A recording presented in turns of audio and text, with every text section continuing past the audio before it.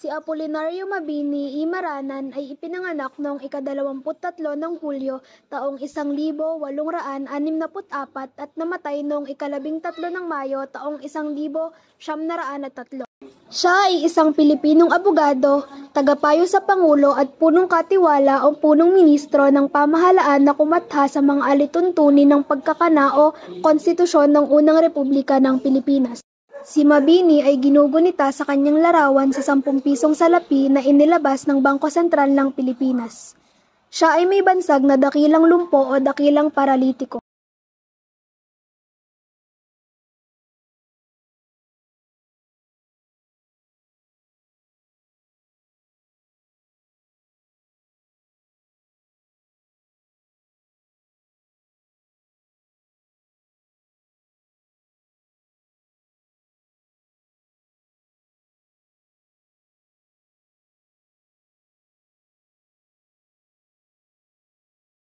Sa unang bahagi ng museo, ipinakita sa amin ang buhay ni Apolinario noong siya ay nag-aaral pa lamang. Makikita sa loob nito ang ilang mga kagamitang kanyang ginamit at naiwan noong siya ay nag-aaral pa lamang. Isang edukador sa nayo ng Talaga ang lolo ni Apolinario na si Juan Maranan. Dito niya natutunan ang kartilya o panimulang aklat ng alpabeto at mga dasal para sa mga bata. Noong siya ay bata pa, nagpakita na siya ng hindi pangkaraniwang talino at pagkahilig sa pag-aaral. 10 taong gulang pa lamang si Mabini noong natutunan niyang mga ito. Sa edad na ito niya rin inumpisahan ng edukasyong primarya at ang mga larawan sa ibaba ay isa sa halimbawa ng kartilya. Taong 1878 hanggang 1881 ay tumuloy si Mabini ng Bachelor in Artes na ngayoy antas sekundarya sa Eskwela Pia o paaralang pangkawanggawa ni Padre Valerio Malabanan sa Tanay.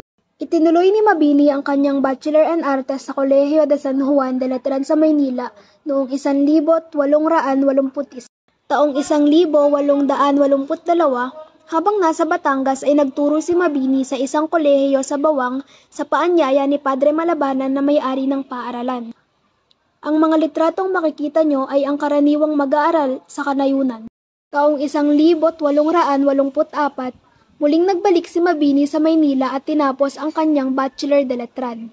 Taong 1887, naipasa ni Mabini ang pagsusulit sa digring Bachelor in Artes at nakamit ang lisensya sa pagtuturo o Profesor de Segunda Enseñanza sa Universidad de Santo Tomas.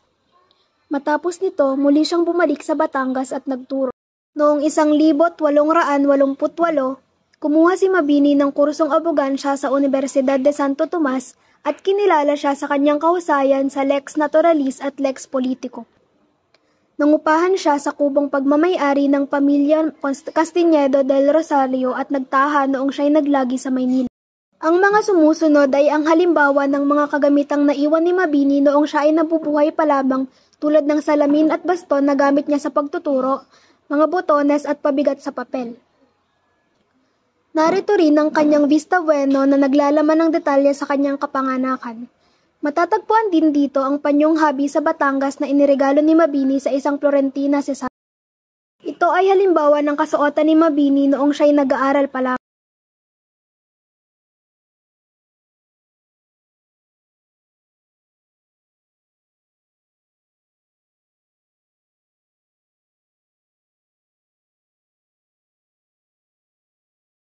Sa ikalawang bahagi ng museo ay binahagi naman sa amin ang pagiging reformista ni Mabini. Nakapaloob din dito ang ilan sa mga nakasalumuhan niya. Dahil bumaba na ang kumpiyansa sa ikatatagumpay ng kilosang propaganda, maraming kasapi ng La Liga ang umalis dahil upang ito'y mabuwag noong Oktubre 1874.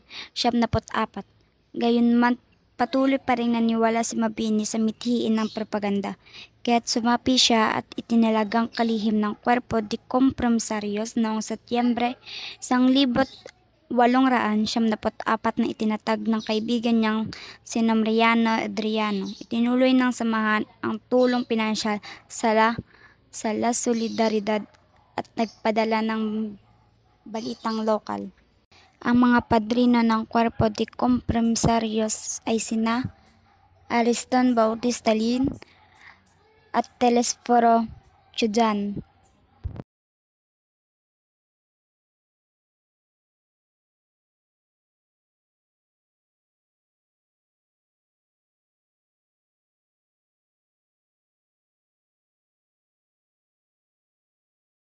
Ang mga padrino ng Cuerpo de Compromisarios ay sina Ariston Bautista Lin at Telesforo Chujan.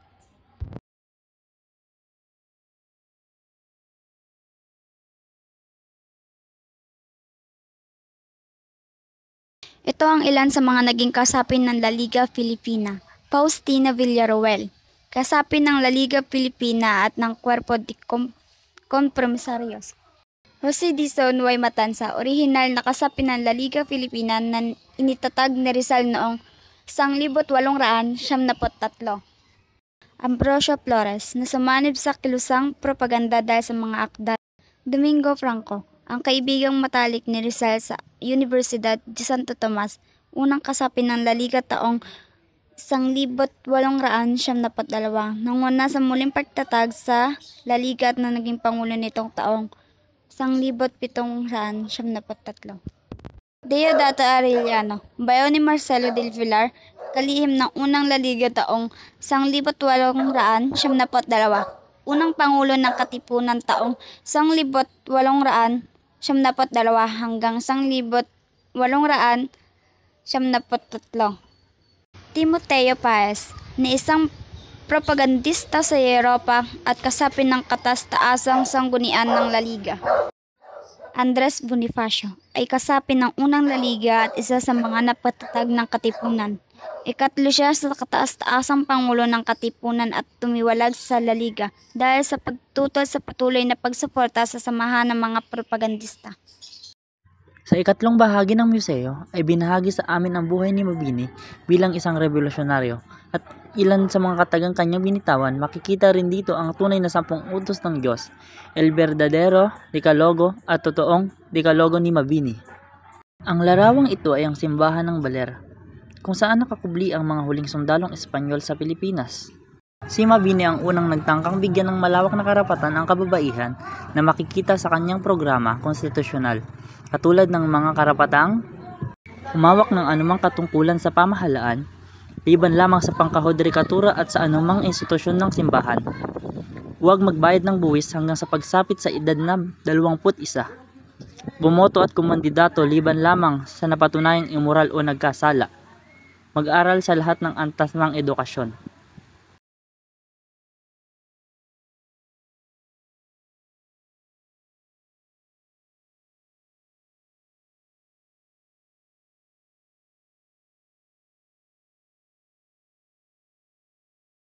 Sa larawang ito, ipinapakita si Apolinario Mabini na nakaupo sa kanyang paboritong upuan dahil sa kanyang sakit na polio. Ngunit, napatunayan ni Mabini na hindi ito dahilan para hindi siya makatulong sa ating bansa. Si Mabini ay kadalasang tinatawag na utak ng himagsikan dahil sa kanyang papel bilang tagapayo sa pagbuo ng revolusyonaryong pamahalaan at sa kanyang mga kontribusyon bilang isang estadista. Si Antonio Luna ay isang Pilipinong parmasyotiko at isang general na lumaban sa digmaang Pilipino-Amerikano. Siya rin ang nagtatag ng kauna-unahang akademyang militar sa Pilipinas, na naitatag noong unang Republika ng Pilipinas. Tinagurian siya bilang pinakamahusay na Pilipinong opisyal ng militar noong digmaan. Sinundan niya si Artemio Ricarte bilang commander ng buong Pilipinong mapaghimagsik at nagbuo ng mga profesional na sundalong guerrilla. Ang kanyang maigting na depensa na tinawag ngayong linyang depensa ni Luna ang nagpahirap sa mga hukbong Amerikano sa mga lalawigan sa hilaga ng Talisay. Ang larawang ito ay ang larawan ng mga Pilipinong namatay pagkatapos ng labanan noong 10 ng Pebrero taong 1899 sa Caloocan. Sa larawan naman na ito ay ang sunog sa Tondo at sa ilang bahagi ng Maynila noong 22 ng Pebrero taong 1899. Sa larawang ito ay naglalaman ng kautusan para sa mga lupo ng tanggulang bayan ni Apolinario Mabini sa Malolos noong 13 ng Pebrero taong 1899.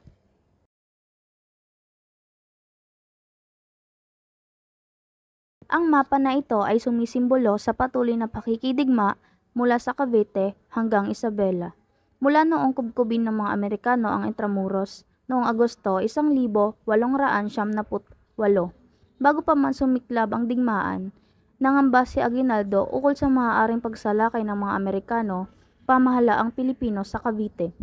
Sa loob ng 3 taon, inilipat ang kabisera patungong Hilaga simula sa Bacoor, Cavite, patungong Kalanan, Isabela upang makahanap ng ligtas sa luklukan ng pamahalaan. Sa kanilang pakikibaka, ginamit ni Aguinaldo at ng kanyang persa ang gerilyang pakikidigma nang ang pamahalaan ng Republika ay nalansag kalaunan. Ipinapakita sa mapa hindi lamang ang kabisera kundi ang iba pang mahalagang puok hanggang sa mahuli si Aguinaldo. Sa larawang ito ay may kita ang kagamitan na ginamit ng mga Amerikano tulad ng revolver at espada na pag-aari ng hukbong Amerikano mula sa Pambansang Museo ng Pilipinas. Sa larawan naman na ito ay ang mga halimbawa ng mga patalim na gamit ng mga Taga-Luzon noong digmaan ng Pilipino-Amerikano. Ito ang nagsilbing mapa ng mga Pilipino noong digmaan sa Visayas laban sa Amerikano. Ito ay halimbawa ng mga patalim na gamit ng mga Muro noong digmaang Pilipino-Amerikano. Mula ang mga ito sa damba ng Emilio Aguinaldo at Pambansang Museo. Ang larawang ito ay ang halimbawa ng lantakang Muro mula sa koleksyon ni dating Senador Carlos P. Romulo at mga patalim galing sa Visayas at Mindanao mula sa Pambansang Museo.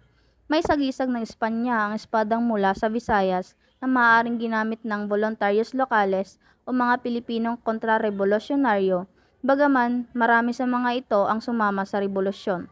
May disenyong Muro ang espadang mula sa Mindanao, taglay ang pinagsamang simbolo ng pamahalaang revolusyonaryo at ng katipunan. Sa ikahuling bahagi ng museo ay ipinakita sa amin ang mga kagamitang iniwan ni Mabini. Narito ang ilang kagamitang ipinamana ni Mabini, kabilang na ang mga sulat na kanyang inilimbag at ang koleksyon ng mga perang pinaglagyan ng kanyang mga larawan. Ito naman ay ang pag-alaalang medalyong barya at selyo na inilabas ng Bangko Sentral ng Pilipinas para sa sentenaryo ng kapanganakan ni Mabini. Nakapaloob din sa huling bahagi ng museo ang lumang watawat ng ating bansa. Ang lamesa at upuang ito naman ang paboritong gamitin ni Mabini tuwing magbabasa ng kanyang mga paboritong aklat noong siya'y nabubuhay pa lamang. Sa unang larawan ay nakalathala ang dyaryo na kung saan makikita ang balita tungkol kay Apolinario Mabini sa kung ano ang dahilan ng kanyang pagkamatay. Sa isang bahagi ng larawan naman ay makikita si Jose P. Laurel Jr. nagbibigay ng isang talumpati sa pagdiriwang ng kaarawan ni Apolinario Mabini sa Talaga, Tanawan, Batangas noong ika-23 ng Hulyo taong 1956. Sa mga larong ito ay makikita ang pagdiriwang ng mga tao sa ika-150 siglo na anibersaryo ng kapanganakan ni Apolinario Mabini na pinangungunahan ni Pangulong Benigno S. Aquino. Ang kabuang kung saan nilagay ang mga labi na Apolinario Mabini nang ito'y ilipat mula sa Mausoleo de los Veteranos de la Revolution Manila North Cemetery patungo sa kanyang tahanan sa Talaga, Tanawan, Batangas noong ika-23 ng Hulyo taong 1956. Ang larawan na ito ay ang kanyang obituaryo na inilathala ni Wenceslao Itanas sa kanyang Arkibo del Bibliopilo Pilipino.